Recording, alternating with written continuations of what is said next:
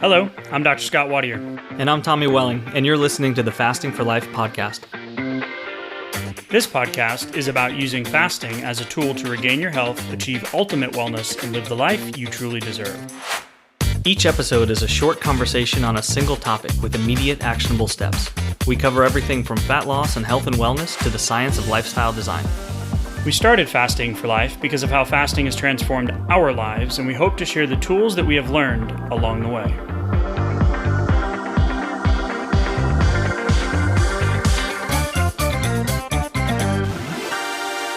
Hey everyone, welcome to the Fasting for Life podcast. My name is Dr. Scott Watier, and I'm here as always with my good friend and colleague Tommy Welling. Good afternoon to you, sir. Hey Scott, how are you? Doing fantastic, my friend. Excited for today's conversation. We are going to be getting into a really fun topic today. I'm excited to break it down. We're going to apply it to a fasting lifestyle as the holiday season is upon us.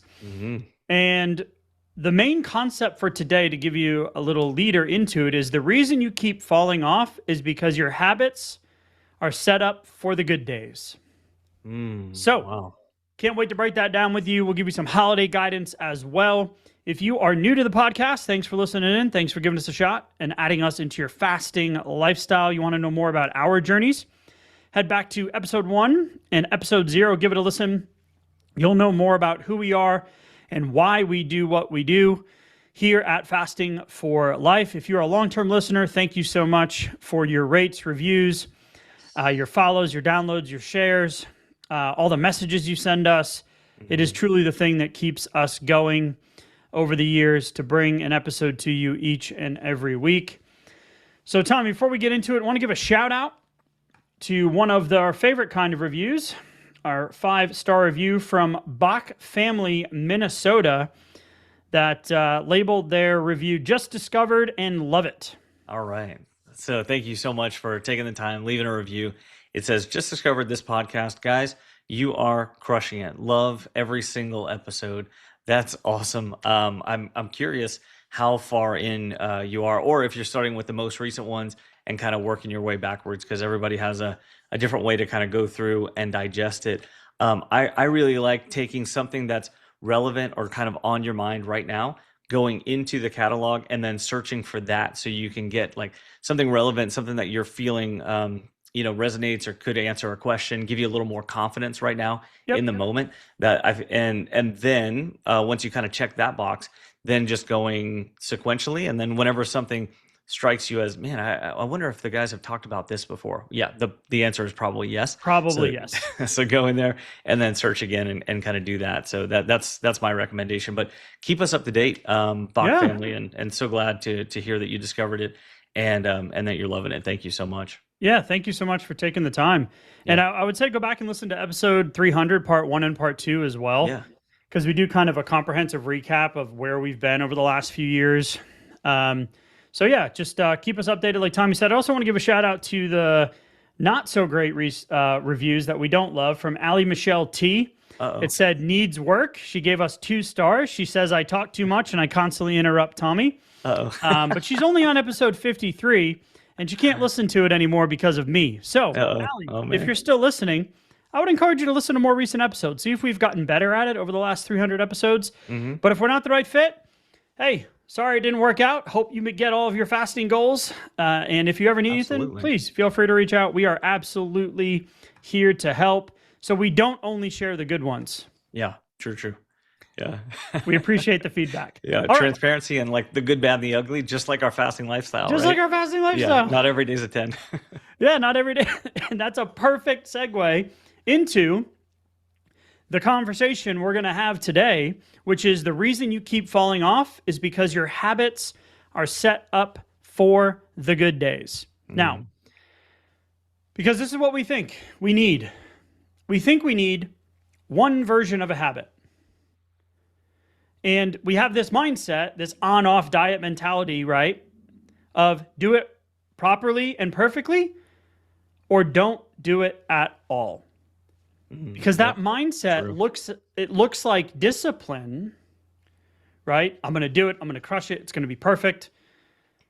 But it's really perfectionism in disguise, right, Tommy? Wow. Yeah, perfectionism with a cloak of discipline around it, you know. And I wore that cloak for so many years. I mean, I still do sometimes. So I love the framing of that, because having a couple of different versions of these important things that you do or you want to be doing, these action based goals, rather than so much of the outcome based goals, helps you so that you can have an A B, an a left right, when where there's a fork in the road, there's a decision to be made, or the day's not so great, or some unexpected thing kind of came up. Because I mean, there were so many times where um, I would I would hinge my food choices to my exercise regimen. And so then if I wasn't able to get up, or I just didn't make it to the gym that morning, and it was like, okay, well, I'm going to go in the afternoon, I'm going to go in the evening time. That's tough, energy levels, especially when you have insulin resistance, you got weight to lose, and maybe food choices haven't been great, or you've just been eating throughout the day like I had without fasting, not realizing that that was a big drain of my energy. Then get to the end of the day, I don't have the energy to go to the gym. So then it was like, okay, I'm going to go tomorrow. But if I missed 2 days in a row, then my food choices all of a sudden are going to be like, well, I'm really like not on the plan anymore this week, essentially.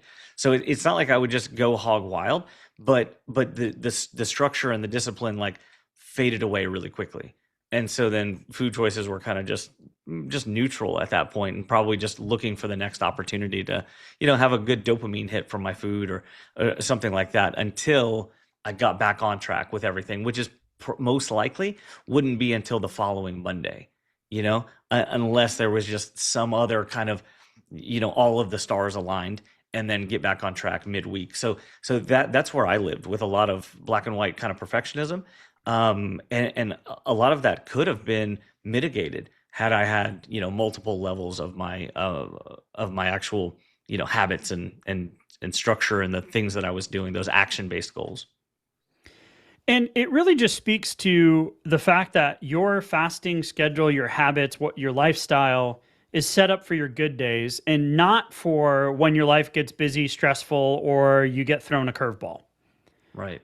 Right. So, what we're going to do today is we're actually going to build out two versions of some of our foundational core habits that we truly believe are the foundation of a fasting lifestyle. Mm. So, we're going to allow you to keep momentum when things aren't perfect. And this couldn't be more of like, I love the idea that when we came up with this, to have this conversation smack dab in between Thanksgiving and Christmas, right? Yeah. This is where people will gain, 6, 7, 8, 9, 10 pounds. And then they spend the rest of the year trying to get it off. And then this is why the weight slowly ticks up over the years to decades. Mm. It happens here in the holiday season, but it's not just that holiday weight gain. It's the habits that you have going into and out of the holidays. So we want to give you this concept, and we borrowed this from Mindset in the Mess on Instagram, and I just loved it when I saw it. And it's the floor versus the full version of each habit. So we're going to build those out in just a few minutes.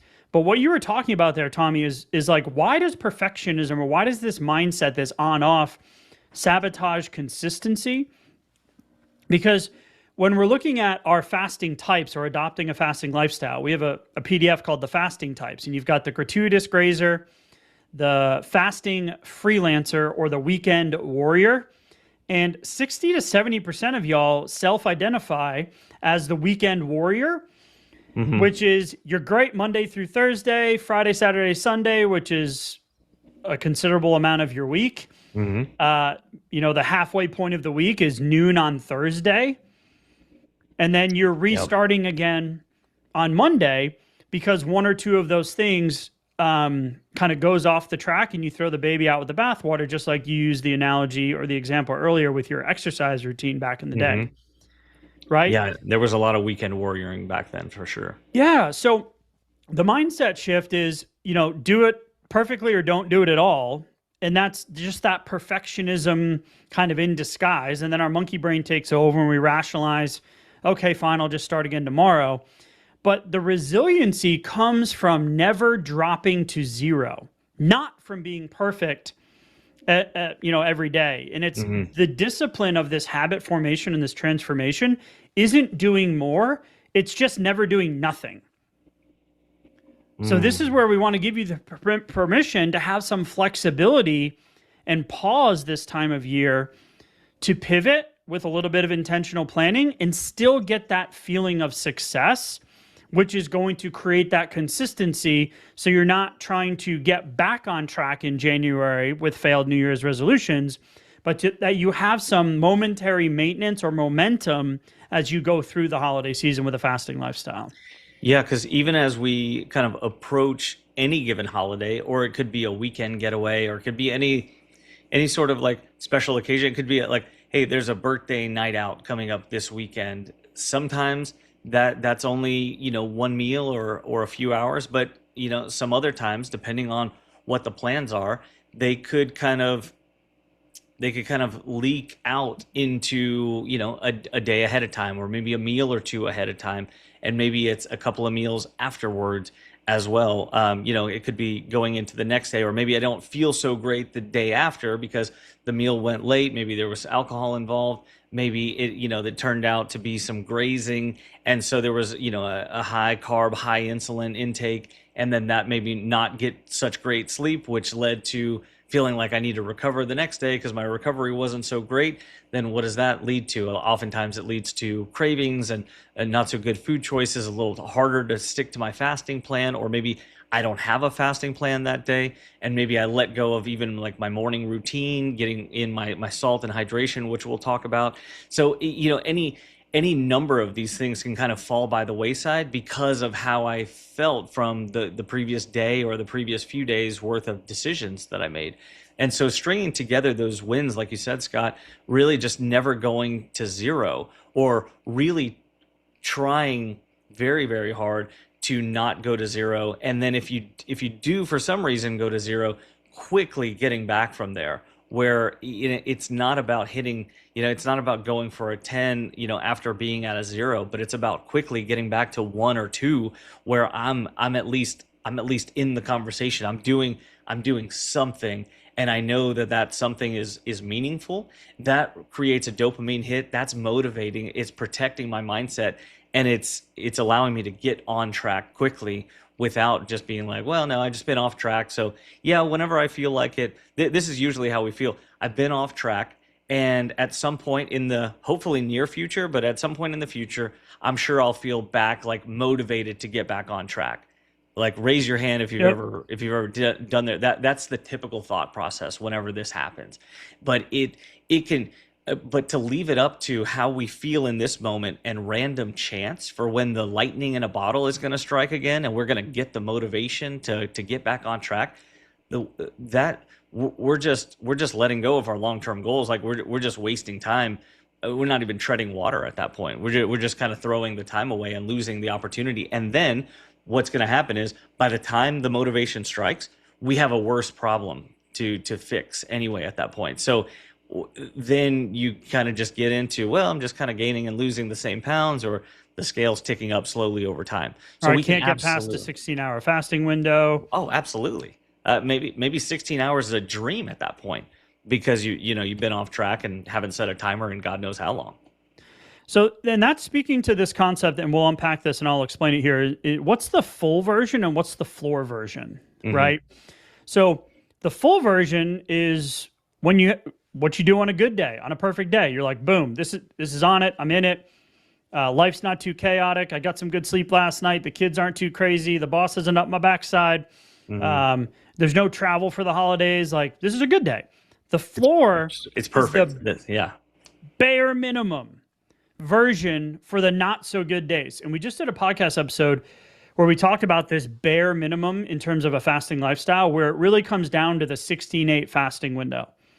Like, that's Mm. the bare minimum, Foundational. because even at bare minimum, you're still going to see body composition changes over weeks to months Hmm. and some metabolic improvement, right? So if we're going to zoom into a day-to-day type mindset, your full is what you do on a good day. Your floor is the bare minimum version for when things get off track, curveballs come, and life's coming at you fast.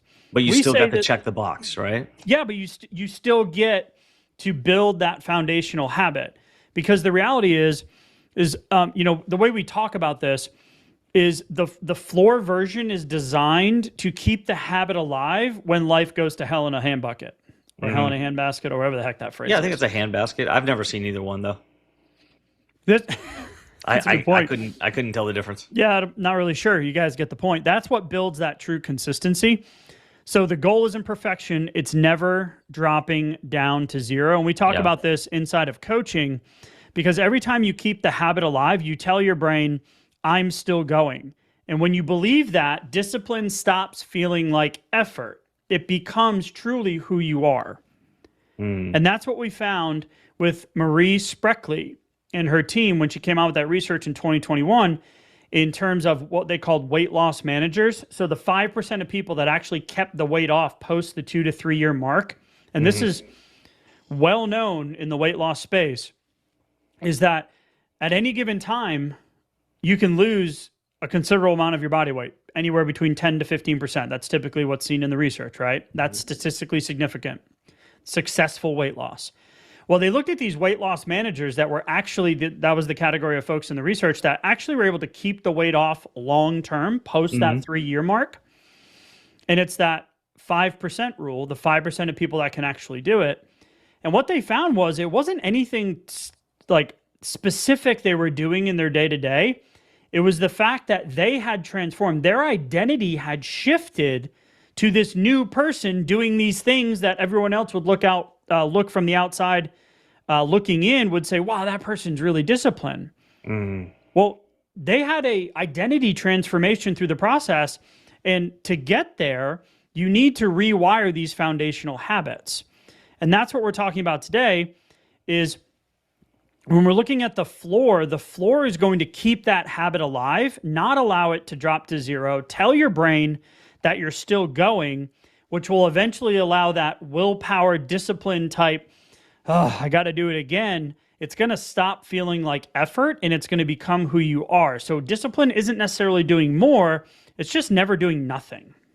Never doing nothing. I think that's a great way to think about it. And it starts with just giving yourself permission that it doesn't have to be the picture perfect, routine, even if you have this goal of one, which I think is great, because there are going to be some days where you can do that. And there may be even a lot of days where you can do that. And that might be your getting up at 5 and going to the gym before work, or it might be the very deliberate, like, hey, I planned out my day and I know exactly how it's going to go. It might be, the fat burning fast that you want to hit, that it's just not always possible, or you're not always feeling like it's within the realm of possibility.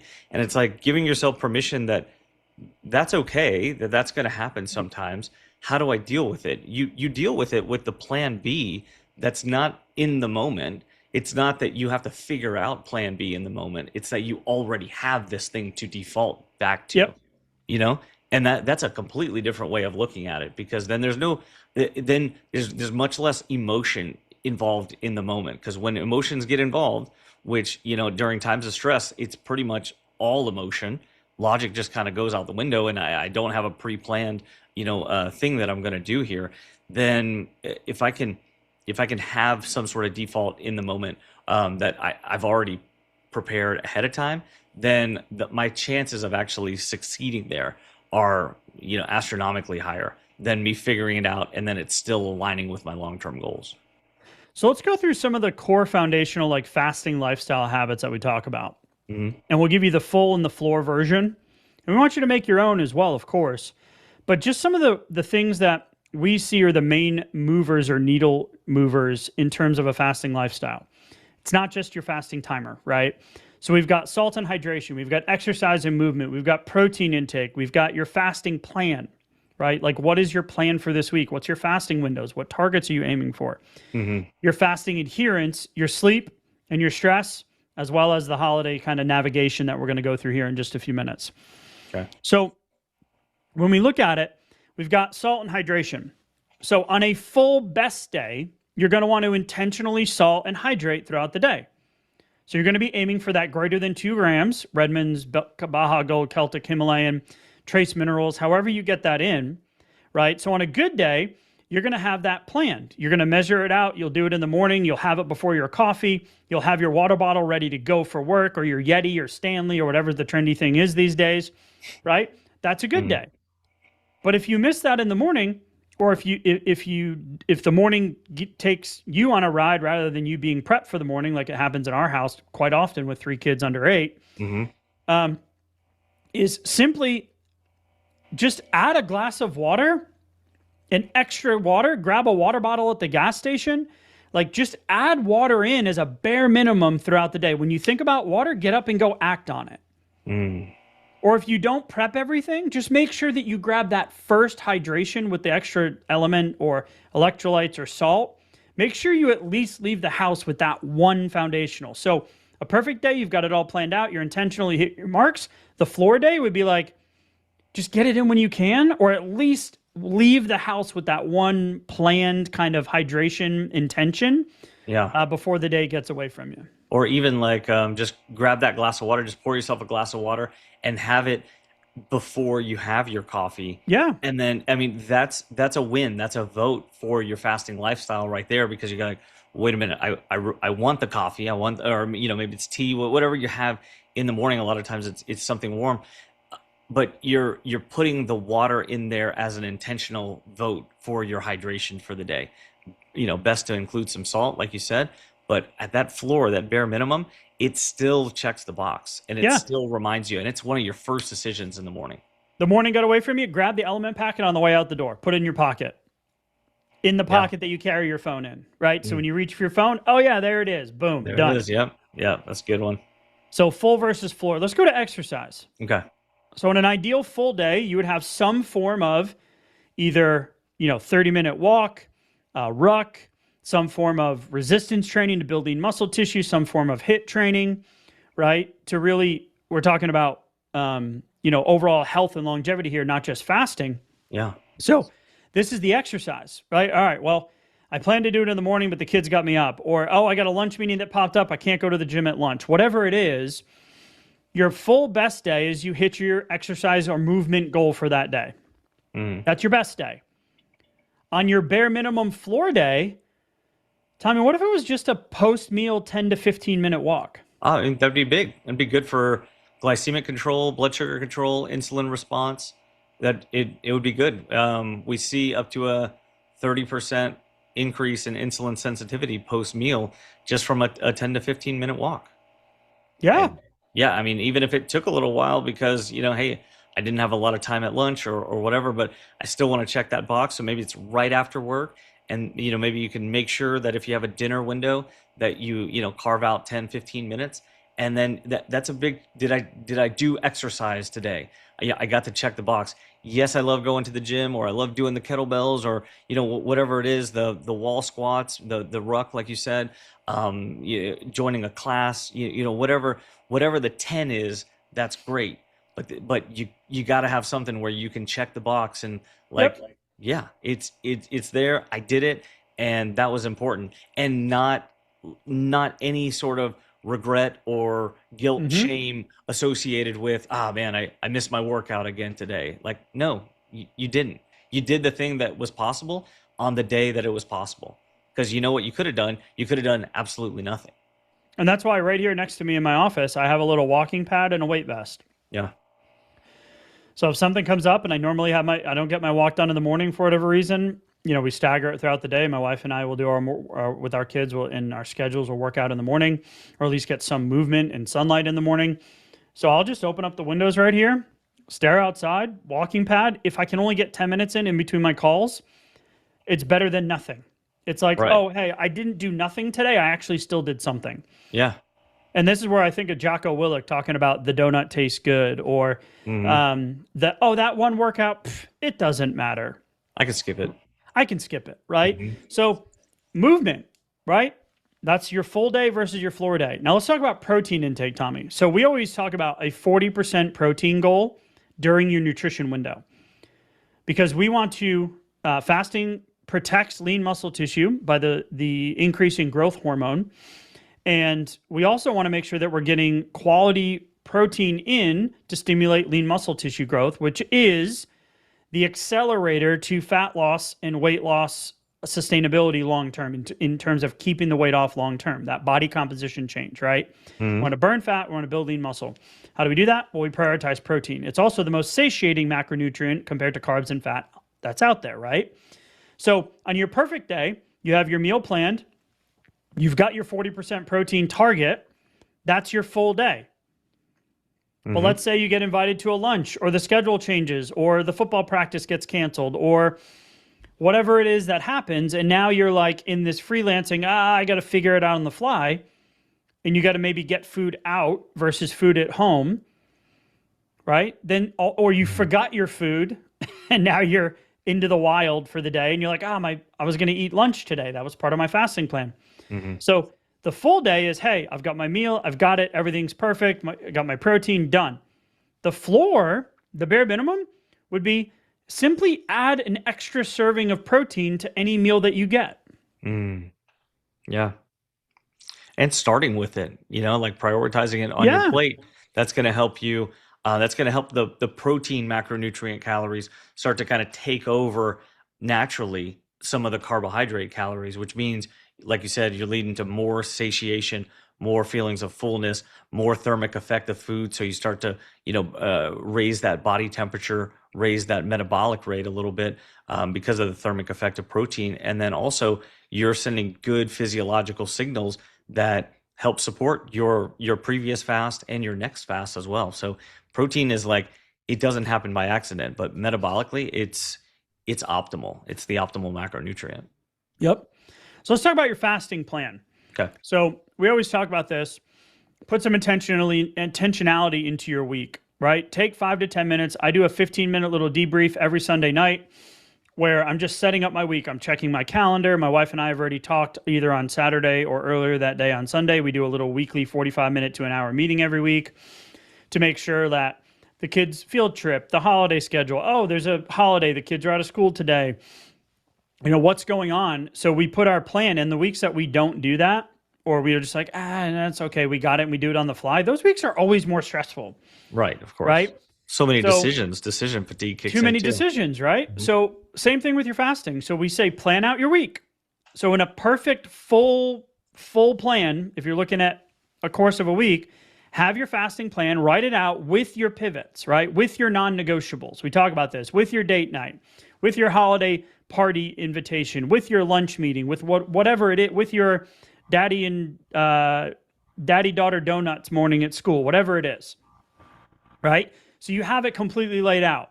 But if you're going through the week and you feel like, I'm off track already and it's only Tuesday, then what we want you to do as a floor bare minimum from a scheduling planning perspective is simply just plan the next 24 to 48 hours.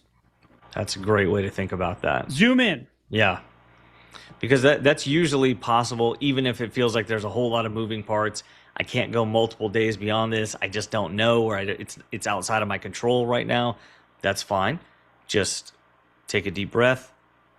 Remember that having the floor of what you're going to do is 1,000 times better than just trying to figure it out in the moment.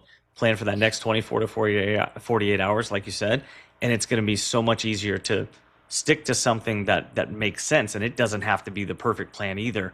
But when you have some sort of semblance of structure and stability going into the next couple of days, it leads to just so many better decisions because you already have that, and it doesn't feel like you're just figuring out everything. Once you say, I'm going to figure it out in the moment, you kind of start to try to figure everything out in the moment, which means my morning routine goes by the wayside, my hydration and salt supplementation goes by the wayside. Like everything just kind of starts to just dissolve after that if you're not careful.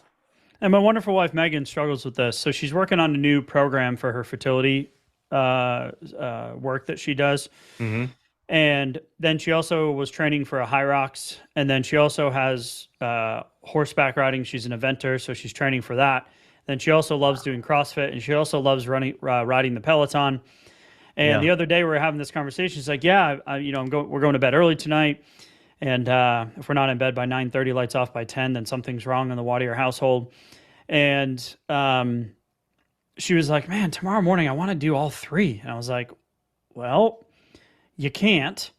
So which ones are you going to choose, right? So you have to have some intentionality and prioritization.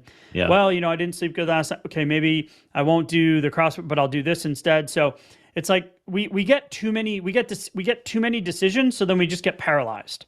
Right. Especially when it comes to a fasting decision. You're like, oh, I'm going to do a 72-hour fast. Then the next thing you know, you're eating dinner that night, and you're like, what the hell just happened? Yeah. And then you're like, oh, well, okay, I'll just try it again next time. But you're also losing that trust and confidence in yourself every time you do that, and like it's changing the plan. It'd be better to set the shorter plan, stick to it, and then hit it. And then now you're building that trust and confidence. You can always increase it from there, right?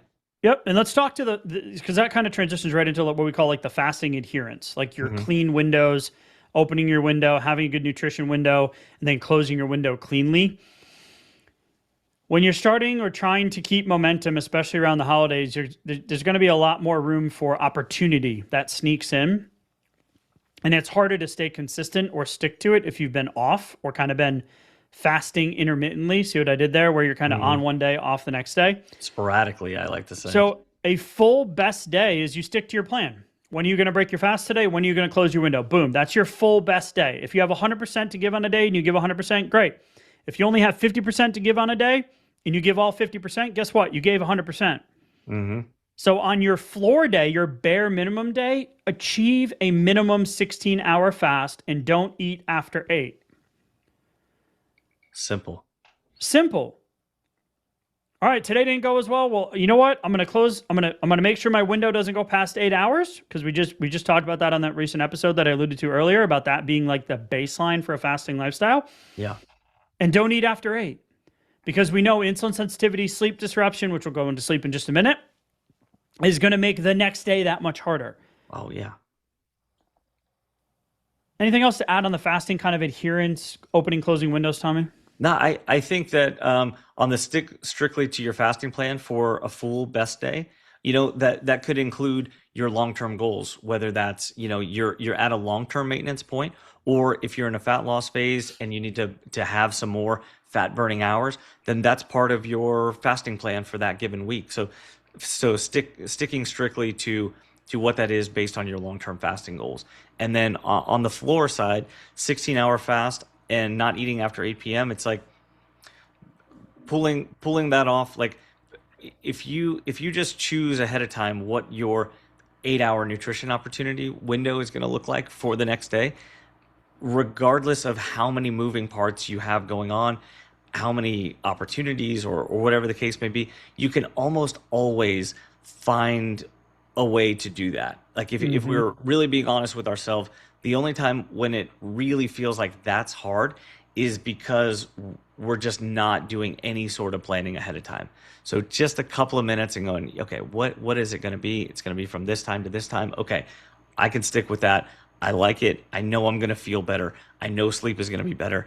And then it's going to be that much easier to set the next fasting timer after that. It could be another 16-hour fast after that, or you feel a little bit stronger, a little bit more disciplined. Maybe it's a 17 or an 18 or a 19-hour fast the day after that. But you don't have to figure it out right now, because this is the floor goal is just planning for the next 24 hours or so here, right? And then you can do it again tomorrow. But this is so much different from just going, yeah, I'll just figure it out this week. No, you probably won't, unfortunately. Yep. And that's the reality of it, which is what we don't want it to become zero doing nothing. We want your floor, right?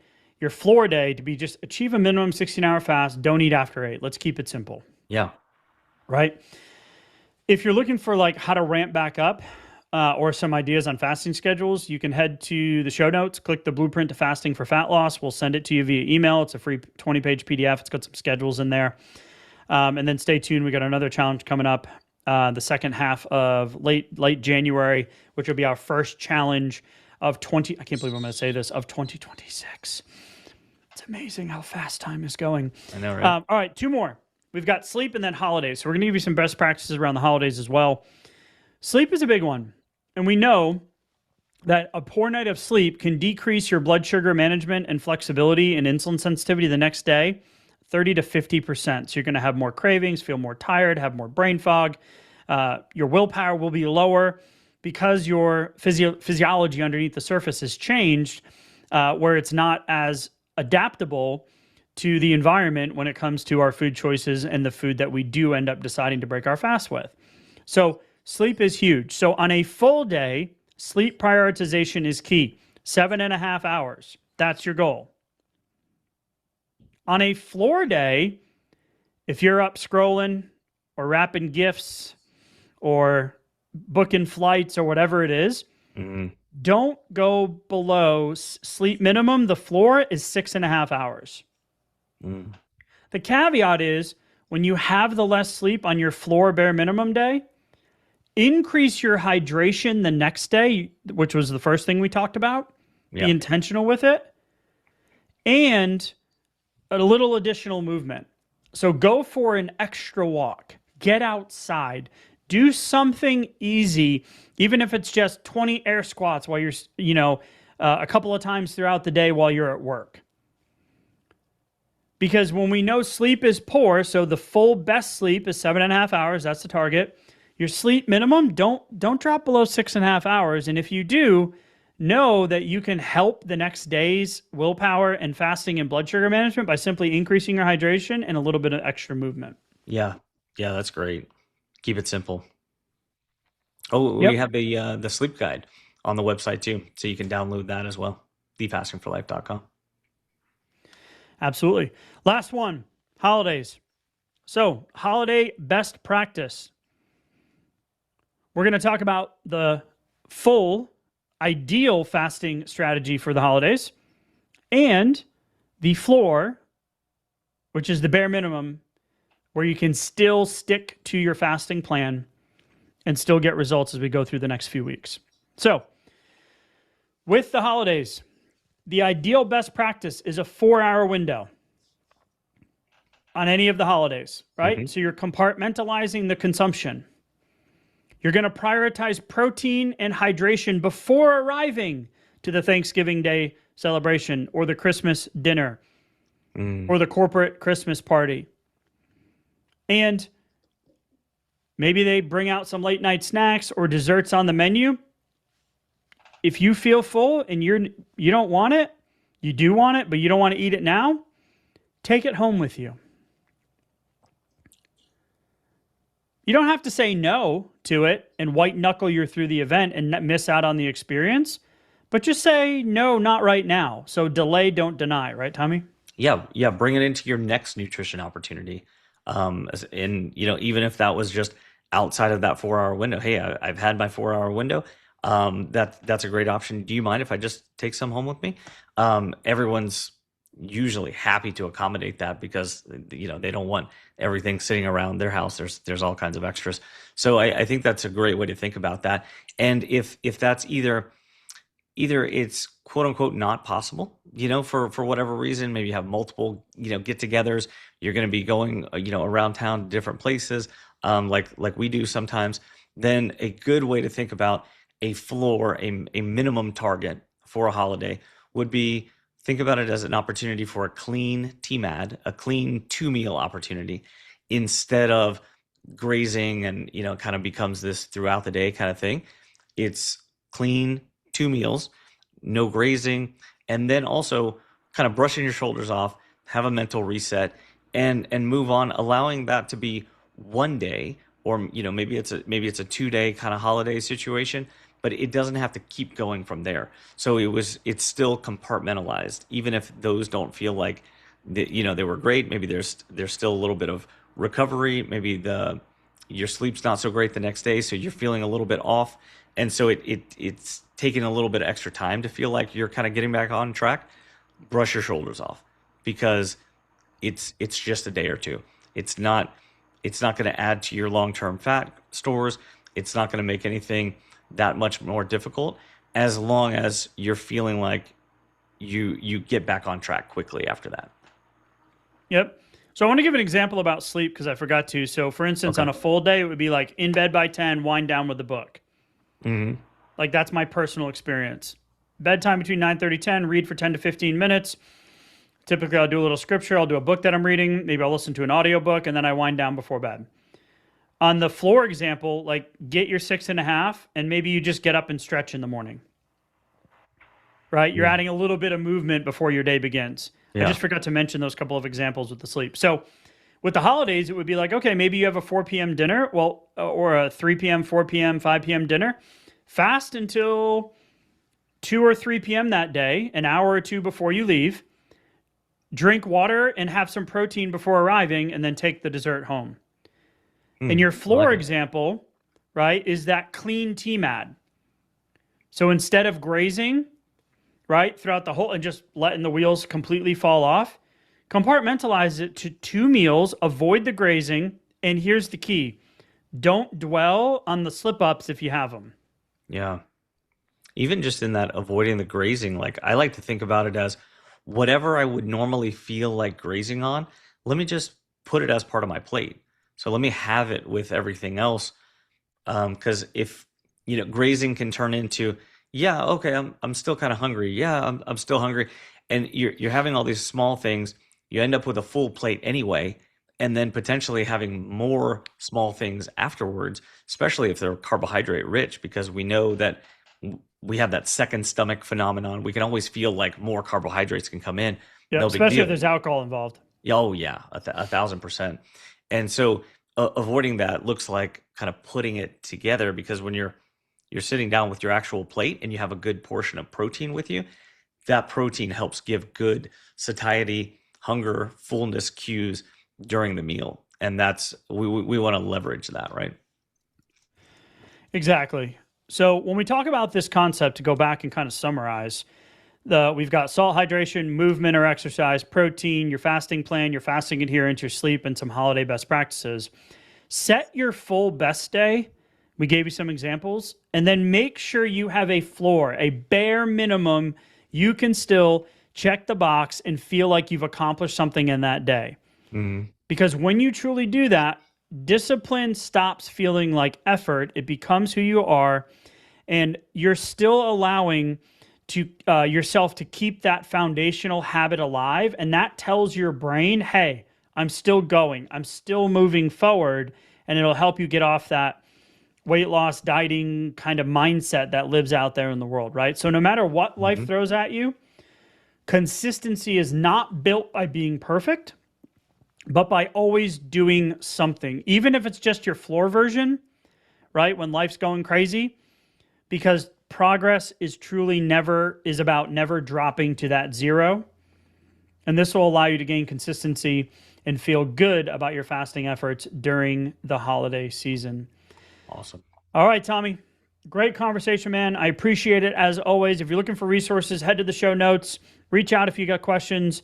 And we will see you guys next week. Thanks so much. Cool. Thank you. Bye. So, you've heard today's episode, and you may be wondering, where do I start? Head on over to thefastingforlife.com and sign up for our newsletter, where you'll receive fasting tips and strategies to maximize results and fit fasting into your day-to-day life.